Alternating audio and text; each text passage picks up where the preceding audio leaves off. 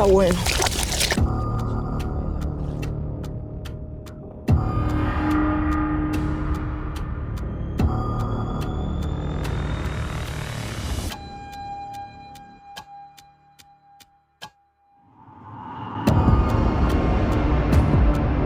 Saludos, soy Miguel Núñez, biólogo de la Universidad Autónoma de Santo Domingo, con una maestría en ecología y un doctorado en ecología por la Universidad Complutense de Madrid. El día de hoy me encuentro en el Jardín Botánico Rafael María Moscoso con un compañero de toda la vida, Cristian Marte. Él es biólogo y herpetólogo y con él vamos a descubrir qué nos ofrece y qué podemos nosotros encontrar en este maravilloso parque.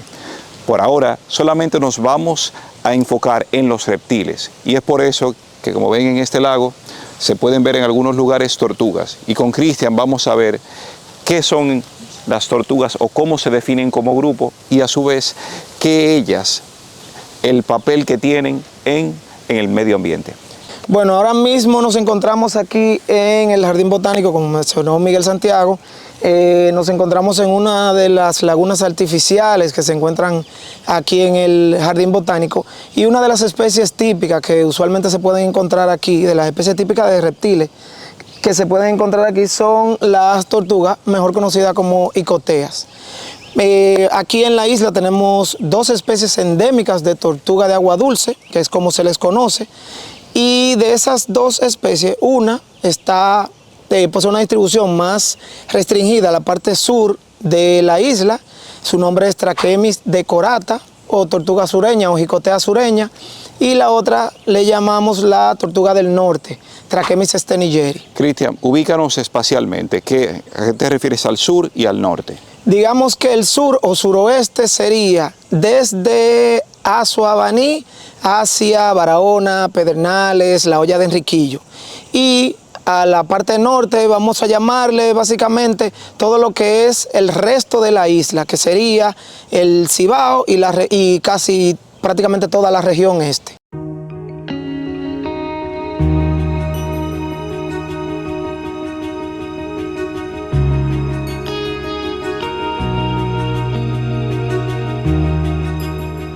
Como les mencionaba, la tortuga del norte es usualmente la que vamos a encontrar no solamente en toda esta área que mencionamos del Cibao o la parte este, sino también aquí en el Jardín Botánico. Cristian, estuvimos el camarógrafo y yo comentando que teníamos algunas cuantas dudas con respecto a los reptiles. Por ejemplo, ¿por qué se están asoleando? O sea, ¿qué ellos hacen ahí? Bueno, las tortugas, como muchos reptiles, son animales que no pueden regular su propia temperatura corporal. Entonces, en el momento en que quieren calentarse, pues usualmente salen a áreas donde usualmente hace un poco de sol o da un poco la claridad, para tratar de regular su temperatura calentándose. En los reptiles eso es muy importante, la regulación de la temperatura corporal, porque una vez el animal se calienta, pues esto permite que el metabolismo funcione correctamente.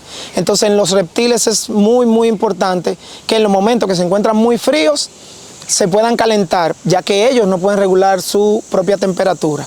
Y cuando se encuentran entonces demasiado calientes, en algún momento vamos a ver que estas tortugas, cuando el sol ya pegue muy duro y ellas estén muy calientes, pues entonces se van a lanzar al agua. Ellas, entonces, por lo que tú explicas, ellas no sudan como nosotros. Nosotros somos mamíferos y como mamíferos producimos calor constantemente, y cuando tenemos un sobrecalentamiento empezamos a sudar. En el caso de los reptiles y en particular las tortugas, ¿ellas pueden sudar? No, y eso es debido a que no tienen glándulas sudoríparas como nosotros para regular la temperatura. Entonces de aquí es lo importante de que los reptiles, como no regulan esa temperatura corporal, necesitan tomar del medio ambiente, en este caso el calor, para poder realizar sus funciones metabólicas, básicamente. Las tortugas paren. Es una pregunta, te la han hecho de seguro mucho esa pregunta. Sí. Bueno, las tortugas, como una buena parte de los reptiles, no paren sus crías vivas, son ovíparas. Esto quiere decir que salen del agua en algún momento, hacen hoyos cerca de la orilla del cuerpo de agua y entonces depositan los huevos. Después los tapan y vuelven nuevamente al agua. Importante recordar, las tortugas no son anfibios. que a veces, para muchas personas, las tortugas, porque pueden vivir tanto en el agua como pueden salir a la tierra, usualmente, como esa es la definición, vamos a decir, básica de anfibio, pues muchas personas pueden creer que las tortugas son anfibios y no, son reptiles. Viendo un poco estas tortugas, y si imagináramos con las tortugas marinas, se sabe que las tortugas al momento, hablando un poco de la reproducción, cuando hacen unos hoyos depositan los huevos, pero los huevos normalmente depositan una cantidad fértil y una cantidad infértil. En el caso de estas tortugas que son, digamos, de aguas interiores y aguas internas, nos estamos refiriendo a ríos, arroyos y lagunas, estuarios en algunos casos, ellas también ponen una cantidad de huevos infértiles. No, eso es algo que es mucho más común en las tortugas marinas, que una buena parte de la nidada, de los huevos que ponen en la nidada, son infértiles. Pero en el caso de las tortugas de agua dulce no pasa de la misma manera. Usualmente ya la cantidad de huevos que ponen son huevos que directamente pueden eclosionar si no hay algún factor ambiental que afecte. Lo que sí va a variar un poco es la cantidad que van a depositar en el nido, y eso muchas veces depende de la madurez sexual de la hembra, que si es una hembra ya muy grande, madura, pues puede poner más huevos que una hembra un poco más joven. Y existe el famoso dimorfismo sexual.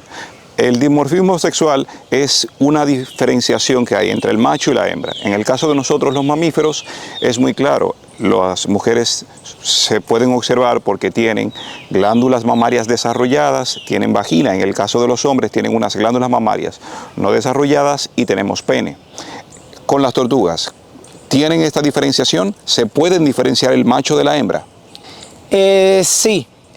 Bueno, para ojos un poco entrenados, porque a veces es un poco complicado verlo, pero para ojos entrenados se pueden observar diferencias importantes.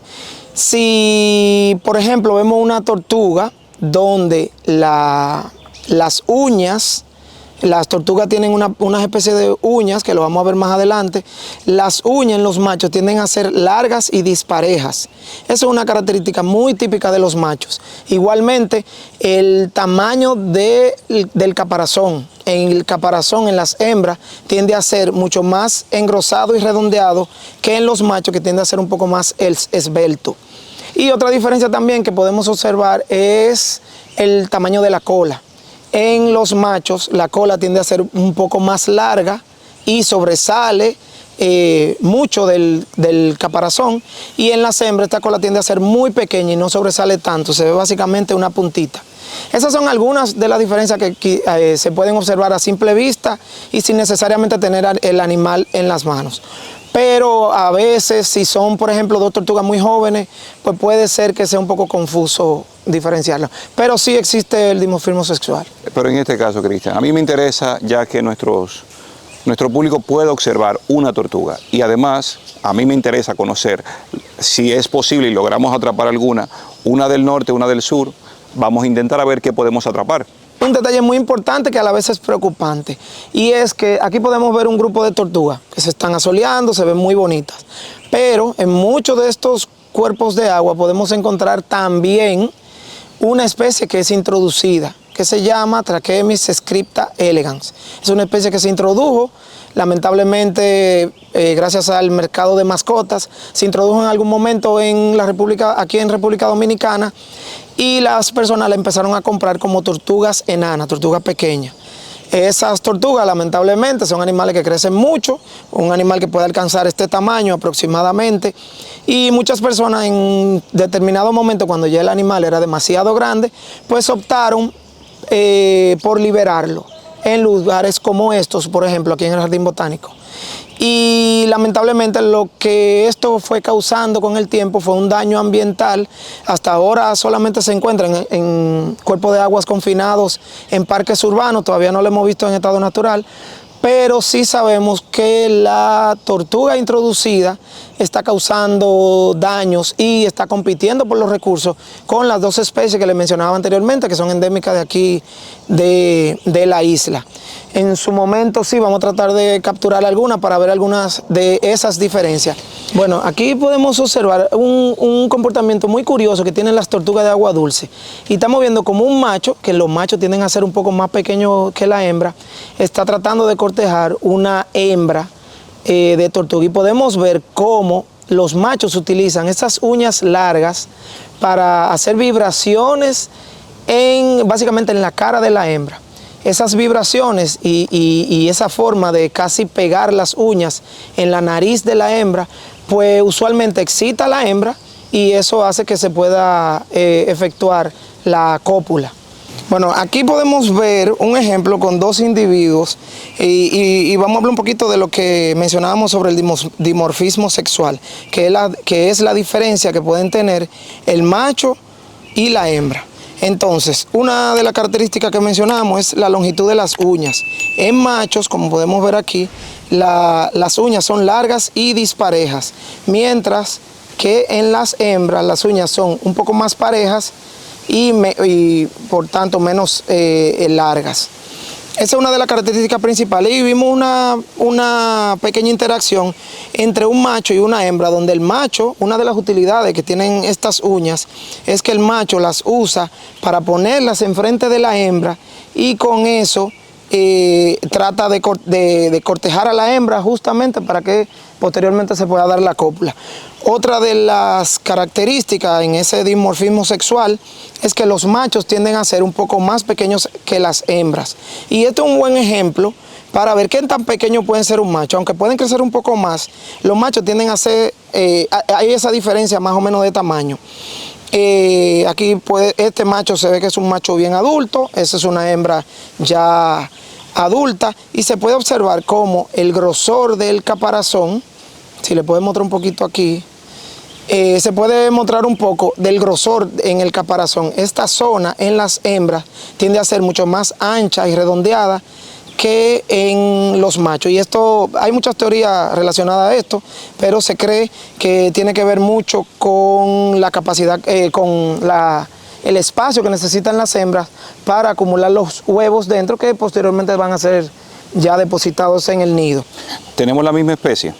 Aquí, bueno, algo importante para mencionar es que aquí, como decíamos, se pueden encontrar las tres especies de tortuga, las dos endémicas y la especie de tortuga que es introducida. Entonces, aquí nos encontramos en presencia de una hembra, Trachemis scripta elegans, que es la especie introducida. Una de las características que tiene esta especie es que poseen detrás del ojo, como podemos ver, una mancha rojo intenso. Esa mancha rojo intenso es un color característico de la especie de tortuga introducida. Aquí también tenemos un macho de esa misma especie introducida. Bueno, lamentablemente aquí no podemos ver bien la cabeza porque la tiene retraída, a diferencia de la hembra, pero igualmente los machos tienden a tener esa oreja de color rojo. El caparazón en esta especie es un poco más redondeado y posee estas líneas en la parte interior de cada placa de escamas. Como ustedes saben, las tortugas son reptiles y tienen el cuerpo cubierto por escamas, y el caparazón no es más que una estructura ósea que está cubierta por escamas. Entonces se puede ver una pequeña línea amarilla en el medio de esas escamas. Esa es otra forma también de diferenciar la especie introducida. Podemos ver aquí en la parte trasera, en la cual tú nos mencionabas anteriormente que se podía ver, si le saco un poco la cola. Ajá.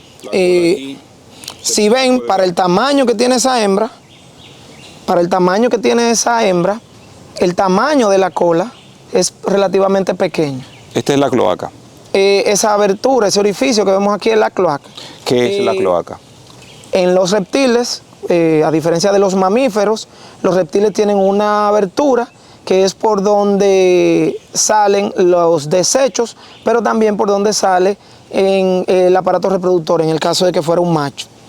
Entonces, básicamente esa abertura la usan para todo. Entonces, si ven el tamaño de este macho, podemos ver que en proporción al cuerpo, los machos tienden a tener la cola un poco más larga. Y aquí vemos quizá un ejemplo No el mejor ejemplo porque este macho al parecer perdió la cola en algún momento y la regeneró, pero podemos ver que para ser un macho ya tiene la cola mucho más larga. Ahí está. Cristian, lo logramos. Acabamos de atrapar 2 individuos de Anolis cibote, ¿correcto? Anolis cibote, mejor conocido como lagarto cabezón o Anolis cabezón también por el común. Estos son los lagartos que normalmente vienen haciendo pechadas. Esos son parte de ellos. Aquí en Santo Domingo tenemos varias especies y esta justamente es una de las más comunes que tenemos aquí en Santo Domingo. ¿Y por qué hacen pechadas? Bueno, el movimiento de pechada, así como en los movimientos del saco gular, que es una estructura que tienen como debajo de la garganta, lo cual ellos sacan también frecuentemente, es un mecanismo que utilizan muchos reptiles del grupo de los Anolis para dejarles saber a otros individuos, ya sean hembra o macho, que ellos son los animales más fuertes del territorio y que ese territorio es de ellos. Pero también lo utilizan a veces, algunos de esos comportamientos, para atraer a las hembras para la cópula. En este caso, Cristian, aquí tenemos también dimorfismo sexual. Es que estoy mirándolo los dos y se ven muy diferentes. La forma, el tamaño y hasta la coloración, si en eso influye en algo, la forma de coloración. ¿Ellos tienen una pigmentación que puede variar? Sí. En el grupo de los lagartos, del grupo de los Anolis específicamente, que vamos a hablar ahora, sí hay un dimorfismo sexual. Usualmente los machos son mucho más grandes que las hembras y mucho más robustos. Si nos fijamos en estos dos individuos y vemos el tamaño de la cabeza, vemos que en el macho la cabeza es proporcionalmente más grande y como engrosada. A diferencia de las hembras que tienen una cabeza un poco más fina, más estilizada. Y algo muy típico de este grupo de los Anolis. También una de las características que identifica al género Anolis es el saco gular. Mira, el saltacocote, eso es. El saco gular es una estructura muy típica del grupo de los Anolis que la utilizan usualmente para dejarle saber a otros machos, como les decía, que ese es el territorio de ellos y que ellos son los animales más grandes del territorio y también para atraer a las hembras. Entonces, sí, mira, sí, de verdad, la de la hembra es muchísimo más pequeña. Exacto, la hembra realmente no tiene un saco gular definido. En cambio, los machos vemos que son mucho más desarrollados y tienden a ser de colores. Esto es una característica muy única a veces de las diferentes especies y es que el saco gular va a tener una coloración dependiendo de la especie. Ok, entonces en este caso la coloración típica es marrón oscura. Del animal es sí, un marrón claro, oscuro, eso puede variar mucho. A veces en horas de la mañana, cuando estos animales se encuentran tomando el sol, pues tienden a verse de colores un poco más oscuros. Pero durante el día entonces ya tienen colores un poco más claros, en este caso más pálido, marrón, algunos pueden ser rojizos. Ok, lo que tú estás diciendo es muy interesante. Significa entonces que tienen un conjunto de células en la parte exterior de la piel que va variando para también captar una mayor cantidad de radiación solar. Exactamente, esos colores oscuros usualmente son más favorables porque, como sabemos, los colores oscuros se calientan mucho más rápido. Y eso es algo que estos animales saben. Entonces, básicamente durante la mañana o en el momento que necesitan regular esa temperatura, tomar el sol en la mañana, pues lo tendemos a ver un poquito más oscuro.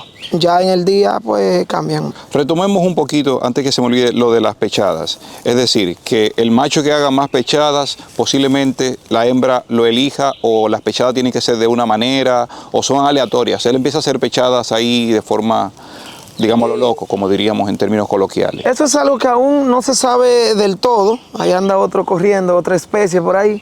Eso es algo que aún no se sabe del todo. ¿Quién hace más pechada y si la cantidad de pechada pues, es más atractivo para la hembra o no? Hay algunos estudios que tratan de explicar un poco eso, pero realmente las pechadas son un grupo de movimientos corporales que los machos tienen para atraer a las hembras. Si un macho hace más o menos y eso atrae más o menos a una hembra, eso es algo que realmente todavía no se sabe, pero sí se sabe que el comportamiento es para atraer a hembras o para delimitar territorios con otros machos. Aquí vemos, estos reptiles no tienen las mismas estructuras que nosotros los mamíferos. Nosotros tenemos una oreja. En el caso de ellos se puede ver un orificio que está justo detrás del ojo que pareciera que es una oreja. ¿Eso qué es? Exactamente, es una estructura que funciona como nuestro oído, son los tímpanos. En estos animales son tímpanos abiertos. Si logramos colocar un ángulo exacto, pudiéramos incluso ver a través del tímpano el otro lado el otro lado se puede ver a través del orificio. Y esto se le llama usualmente tímpano abierto. No hay una estructura como en nosotros los seres humanos, donde el tímpano tiene una película que cubre una parte ya de la oreja. Que nosotros tiene también un par de huesecillos que son los que producen la vibración. Entonces, aquí presumo que igual, que el sonido pasará por ahí de alguna manera, excitará algún tipo de membrana interna. Exacto, y así ya se asimila el sonido. Algo muy interesante de del grupo de los anolis en general, aquí en Santo Domingo tenemos aproximadamente 3, 4 especies que son como las más comunes, las que usualmente las personas ven. Aquí, por ejemplo, aquí estamos viendo ese lagarto verde y encontramos diferentes lagartos. Estos lagartos se van a encontrar a diferentes alturas, pero los lagartos marcan territorio. Eso significa que la hembra puede subir, entrar y estar ahí sin problema. En el grupo de los anolis, son muy territoriales en general los anolis, pero puede pasar que en un árbol encontremos más de una especie de anolis. Y por ejemplo, vamos a tomar ese mismo ejemplo de las 3 especies que mencionamos que son comunes en Santo Domingo: el lagarto verde, el lagarto de tronco y el lagarto cabezón. El lagarto verde, como es una especie de copa, va a estar la mayor parte del tiempo la va a pasar en la copa. El lagarto de tronco va a pasar la mayor parte del tiempo en el tronco y usa usualmente el tronco y el suelo. Entonces, en especies como esta, es muy común que se muevan de un espacio a otro en el árbol. Y es muy típico que veamos que una hembra de Anolis cibotes, el lagarto cabezón, pueda pasar mucho tiempo en el tronco. Y a veces podemos observar interacciones entre una especie y otra en las diferentes partes del tronco. Pero no siempre va a haber una competencia entre ellos, no siempre van a estar peleando. Pero digo, las hembras entonces, ¿las hembras también van a estar ubicadas o las hembras tienen libertad de acceso? O sea, que puedan... No, eso es instintivo. Si una especie usualmente utiliza el tronco, sí, pues las hembras y los machos usualmente van a estar en el tronco. Entonces sería un tronco que va a tener, un macho puede tener más de una hembra. Se puede observar que un territorio que tenga un macho, en ese territorio el macho pueda tener 1, 2 y 3 y a veces más hembras. Cristian, ¿verdad? Algo interesante, antes de que se me olvide y lo liberemos. Muchos niños y personas normalmente en el campo, como decimos en términos coloquiales, los cazan estos con pinchos, palitos, demás, y aparte de eso los agarran, y cuando lo agarran a veces sueltan la cola.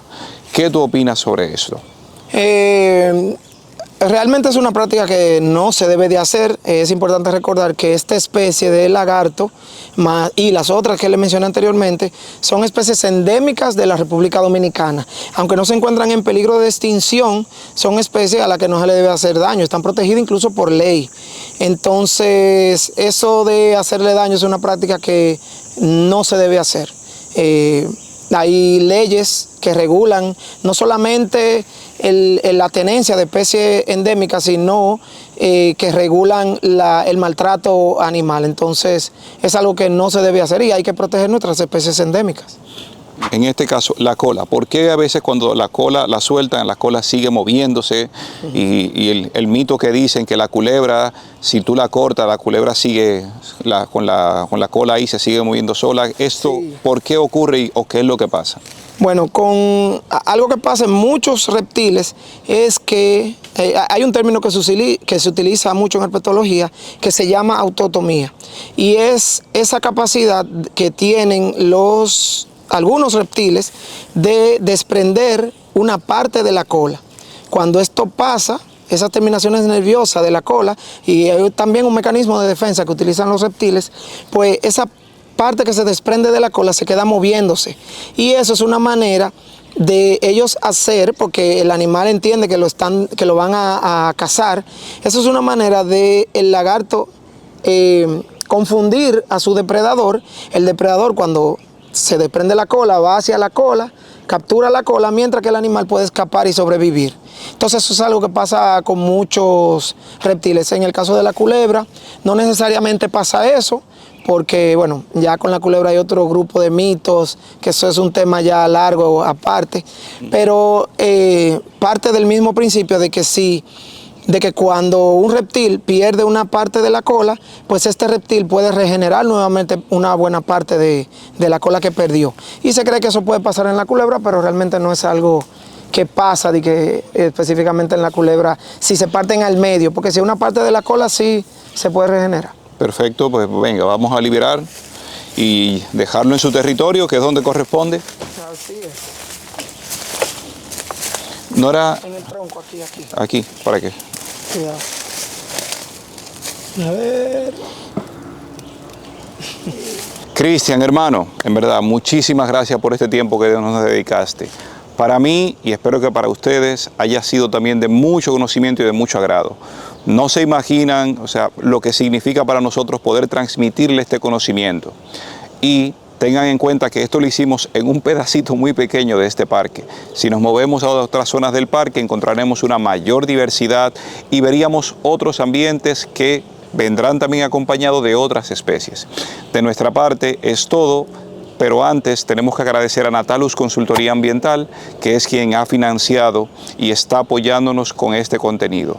Así que pendientes, sigan el canal porque vienen más videos y suscríbanse y denle a la campanita. Muchas gracias y hasta una próxima. Cristian, vamos a ver qué podemos encontrar por aquí. La culebra, por favor. Otro bello espécimen. Vamos a escuchar. Bien.